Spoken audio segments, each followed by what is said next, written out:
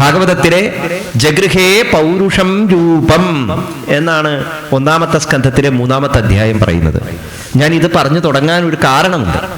എന്താണ് നമ്മൾ ആരാധിക്കുന്ന ദേവത, ആ ദേവതയെ നമുക്ക് എങ്ങനെയൊക്കെ കാണാനുള്ള സ്വാതന്ത്ര്യമുണ്ട്, ഇത് നമുക്ക് മനസ്സിലാക്കിയെടുക്കാൻ കുറച്ച് സമയം ആ ഭാവത്തിൻ്റെ വ്യത്യസ്തങ്ങളായിരിക്കുന്ന തത്വങ്ങളെ പ്രതിപാദിക്കുന്ന ചില കഥകളെ ഒന്ന് ഓർമ്മിപ്പിക്കുക മാത്രമാണ് ഈ സമയം കൊണ്ട് ഞാൻ ചെയ്യാൻ ഉദ്ദേശിക്കുന്നത്. അപ്പോൾ ജഗൃഹേ പൗരുഷം രൂപം എന്ന് വെച്ച് കഴിഞ്ഞാൽ ഈശ്വരൻ ഈ പ്രപഞ്ചമായി പരിണമിച്ചു എന്നാണ് ആ വാക്കിൻ്റെ അർത്ഥം. ഈശ്വരൻ ഈ പ്രപഞ്ചമായി പരിണമിച്ചു എന്ന് പറഞ്ഞാൽ ഈ പ്രപഞ്ചത്തിൽ ഈശ്വരൻ അല്ലാത്തതായി വല്ലതും ഉണ്ടോ? ഉണ്ടോ?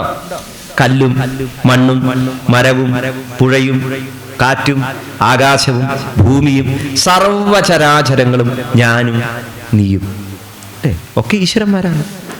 അപ്പൊ ഈശ്വരനെ ഏത് രൂപത്തിൽ വേണമെങ്കിൽ ആരാധിക്കാം. ഈ ഈശ്വരനെ ഏത് രൂപത്തിലും ആരാധിക്കുവാനുള്ള ഈ സ്വാതന്ത്ര്യത്തെയാണ് സനാതനധർമ്മം എന്ന് വിളിക്കുന്നത്. അതുകൊണ്ടാണ് നമുക്ക് എന്തുണ്ടായത്? 33 കോടി ദേവതമാരുണ്ടായത് അല്ലേ? ഇവിടെ കാലത്ത് തന്നെ ഞാൻ വന്നപ്പോൾ എനിക്ക് ഏറ്റവും ധന്യതമായിരിക്കുന്ന ഒരു ദർശനമാണ് ഭഗവാൻ തന്നത്. ദ്രവ്യകലശം, ആ കലശം ആടുന്ന സമയത്ത് തന്നെ എനിക്ക് അവിടെ എത്തിച്ചേരാനും ആ അഭിഷേകം കാണാനും സാധിച്ചു.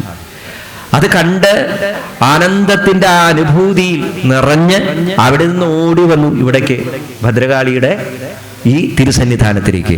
അങ്ങനെയാണെങ്കിൽ അവിടെ മാത്രം തൊഴുതാൽ പോരെ? എന്തിനാ പിന്നെ ഇവിടേക്ക് ഓടി വരുന്നത്?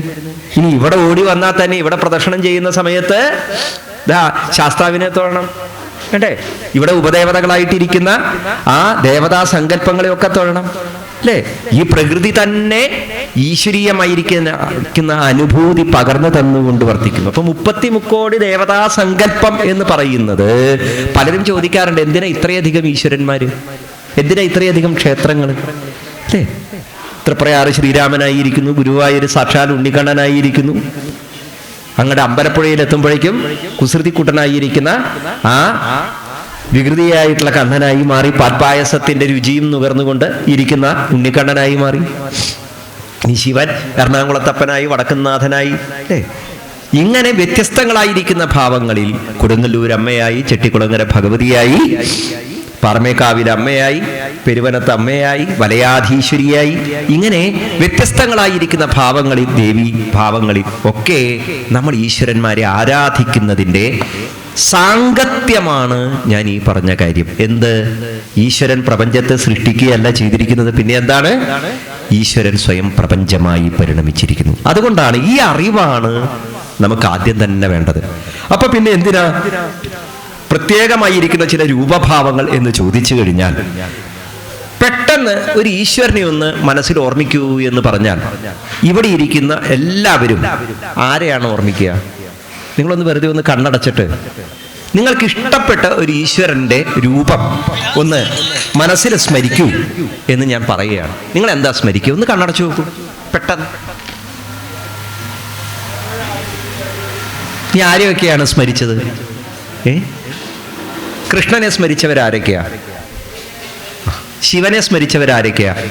ദേവിയെ സ്മരിച്ചവരാരൊക്കെയാ? അപ്പൊ ഇവിടെ എത്ര പേരുണ്ടോ? ഇനിയിപ്പോ കൃഷ്ണനെ സ്മരിച്ചവര് തന്നെ ഓരോരുത്തരും പ്രത്യേകം പ്രത്യേക രൂപങ്ങളിലാണ് സ്മരിച്ചത് അല്ലേ? ചിലര് വെണ്ണ കയ്യിലെടുത്ത ഉണ്ണിക്കണ്ണനെ ആവാം ചിലപ്പോൾ മനസ്സിൽ കണ്ടത്, ചിലർ ഓടക്കുഴലൂതുന്ന കൃഷ്ണനെയാവും. അപ്പൊ ഓരോരുത്തരുടെ മനസ്സിലും ഒരു നിമിഷം കൊണ്ട് പെട്ടെന്ന് തോന്നിയ ഈശ്വര രൂപങ്ങൾ, എന്തുകൊണ്ട് നിങ്ങൾക്ക് ആ രൂപം പെട്ടെന്ന് തോന്നി എന്ന് നിങ്ങൾ ചിന്തിച്ചിട്ടുണ്ടോ?